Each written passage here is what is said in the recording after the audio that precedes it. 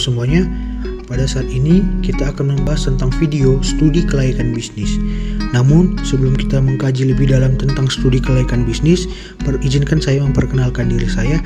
Saya adalah Yuki Everett Alexandro Pospos dari kelompok 12. Dan saya bersyukur atas kesempatan yang diberikan oleh dosen saya untuk dapat menyelesaikan video ini, yaitu kepada dosen pengampu saya, Bapak Dr. Andus Jumiadi, AW, AK, MSI.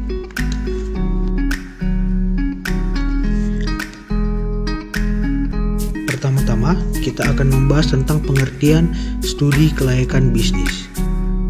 Studi kelayakan bisnis adalah proses yang terkontrol untuk mengidentifikasi masalah, peluang, menentukan tujuan, dan menggambarkan situasi, menentukan hasil yang sukses, dan menilai berbagai biaya dan manfaat yang terkait dengan beberapa alternatif untuk memecahkan masalah. Dalam kaitannya dengan bisnis, studi ini bisa digunakan untuk membantu pengusaha mengambil sebuah keputusan yang tepat. Bagi seorang pemula, studi ini sangat penting dilakukan karena dapat menghindarkan pebisnis dari kerugian. Ketika akan melakukan studi ini, ada 5 bidang yang akan diteliti dan dianalisis. Kelima bidang tersebut yakni 1.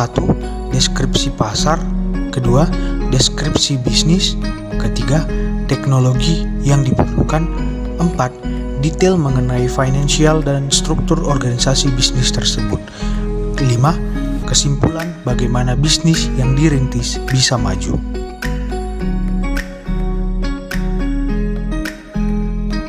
Sebelum kita lebih jauh mengenal tentang studi kelayakan bisnis, ada kalanya kita mengenal aspek-aspek dalam studi kelayakan bisnis. Yang pertama, aspek hukum atau legalitas.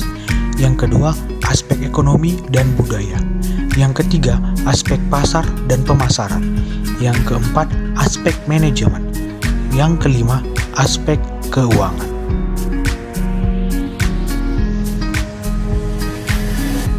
Kita akan membahas tentang aspek hukum atau aspek legalitas. Hal ini menyangkut pada semua hal yang berhubungan dengan legalitas atau ketentuan hukum dalam mendirikan perusahaan. Dalam aspek hukum, poin-poin yang dianalisis yakni izin lokasi, surat tanda daftar perusahaan, NPWP, akta pendirian perusahaan dari notaris, surat izin usaha perdagangan atau SIUP, dan lain-lain. Selanjutnya, kita akan mengkaji tentang aspek ekonomi dan budaya. Pada sisi aspek ekonomi dan budaya, studi kelayakan menganalisis dampak yang diakibatkan oleh perusahaan pada kondisi sekitar. Dari sisi budaya, studi kelayakan akan menganalisis bagaimana perusahaan mempengaruhi adat istiadat di daerah sekitar. Sedangkan dari sisi ekonomi, analisis yang dilakukan yakni bagaimana perusahaan berdampak pada tingkat pendapatan per kapita di wilayah tempat perusahaan didirikan. Selanjutnya ialah aspek pasar dan pemasaran. Pasar dan pemasaran merupakan aspek dasar yang diteliti dalam studi kelayakan. Analisis yang dilakukan pada aspek ini akan menjawab pertanyaan apakah produk yang dihasilkan oleh perusahaan memiliki peluang pasar. Untuk menjawab pertanyaan tersebut, ada beberapa hal yang harus diperhatikan, yakni potensi pasar, jumlah konsumen, daya beli masyarakat, segmentasi, situasi persaingan di industri tersebut, dan lain-lain. Selanjutnya ialah aspek manajemen. Aspek ini berkaitan erat dengan operasional perusahaan, baik itu pembangunan maupun pengembangan. Dari semua aspek yang dianalisis, aspek manajemen memiliki cakupan yang sangat luas. Hal ini dikarenakan semua hal yang berhubungan dengan operasional perusahaan ikut ke dalam kategori aspek manajemen, mulai dari manajemen sumber daya hingga finansial perusahaan. Aspek keuangan. Bagi sebagian bisnis, modal adalah hal utama yang harus dimiliki sebelum membangun sebuah bisnis. Maka dari itu, aspek keuangan menjadi hal yang menentukan bisnis Anda berjalan lancar atau tidak ke depannya. Proses penganggaran adalah hal yang harus dilakukan jika Anda ingin melakukan perencanaan bisnis yang matang. Manfaat studi kelayakan bisnis. Selanjutnya, kita akan membahas tentang manfaat studi kelayakan bisnis. Apa saja itu? Yang pertama, memperkecil risiko kerugian. Yang kedua, mempermudah perencanaan bisnis. Yang ketiga, melancarkan pelaksanaan bisnis. Yang keempat, mempermudah melakukan pengawasan. Yang kelima, mempermudah pengendalian. Memperkecil risiko kerugian. Ada banyak hal yang tidak bisa diprediksi dalam menjalankan bisnis. Oleh karena itu, pebisnis perlu mempersiapkan segala hal guna mengantisipasi semua yang terjadi di masa depan. Dengan melakukan analisis studi kelayakan, pebisnis dapat memperkecil risiko yang dapat terjadi pada perusahaan, baik itu risiko yang bisa dikendalikan maupun risiko yang tidak dapat dikendalikan.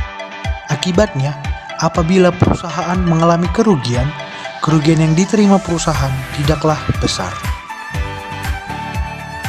Selanjutnya adalah mempermudah perencanaan bisnis.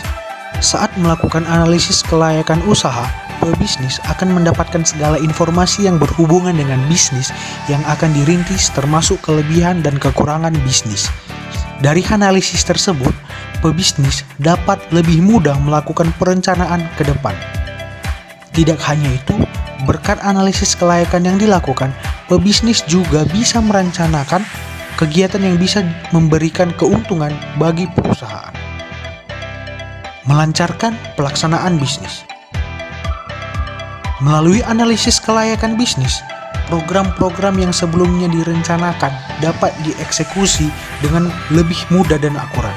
Dari hasil analisis, nantinya pebisnis dapat menilai dan mengevaluasi mana saja program dan kebijakan yang memberikan keuntungan dan kerugian bagi perusahaan. Dampaknya, pelaksanaan bisnis menjadi lebih mudah untuk direalisasikan dan semua program juga akan menghasilkan keuntungan. Mempermudah melakukan pengawasan. Ada banyak aspek yang dianalisis ketika studi kelayakan dilakukan. Laporan-laporan hasil analisis dari berbagai aspek tersebut dapat digunakan oleh pebisnis untuk melakukan pengawasan. Selain pengawasan dari internal, sebuah perusahaan juga mendapat pengawasan dari eksternal. Melalui hasil analisis studi kelayakan, pihak berwenang akan lebih mudah melakukan pengawasan dengan berpedoman pada laporan analisis tersebut. Mempermudah pengendalian. Dalam menjalankan sebuah bisnis, tidak dapat dipungkiri jika pebisnis terkadang menemui masalah dan penyimpangan. Agar masalah tersebut tidak menjadi semakin besar, pebisnis harus dapat mengendalikan masalah tersebut dengan cepat dan tepat. Hal tersebut dapat terwujud apabila sebelumnya pebisnis melakukan studi kelayakan. Informasi dan laporan hasil dari analisis tersebut bisa digunakan sebagai dasar menentukan aspek mana yang menjadi masalah. Kemudian, pebisnis pun bisa mengambil langkah untuk menyelesaikan masalah tersebut secara tepat. Selanjutnya, kita akan membahas tentang tahapan studi kelayakan bisnis. Yang pertama yaitu penemuan ide. Yang kedua, penelitian. Yang ketiga, evaluasi. Yang keempat, pengurutan usulan yang layak. Yang kelima, rencana pelaksanaan. Yang keenam, pelaksanaan.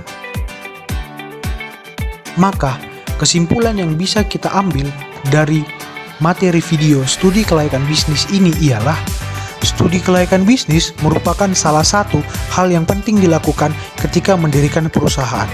Dengan melakukan studi kelayakan ini, pebisnis dapat terhindar dari banyak kemungkinan buruk yang melanda perusahaan. Namun, untuk bisa mempraktekkannya memang membutuhkan effort yang lebih karena memang tidaklah mudah. Tetapi, ini perlu Anda lakukan daripada bisnis gagal.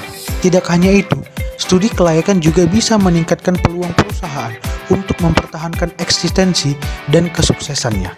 Jadi, pebisnis sebaiknya tidak lagi ragu untuk melakukan studi kelayakan bisnis agar perencanaan usaha Anda lebih matang. Demikianlah video pembelajaran tentang studi kelayakan bisnis. Saya berharap penonton dapat menikmati dan memahami setiap informasi yang saya berikan. Sekali lagi, saya mengucapkan terima kasih.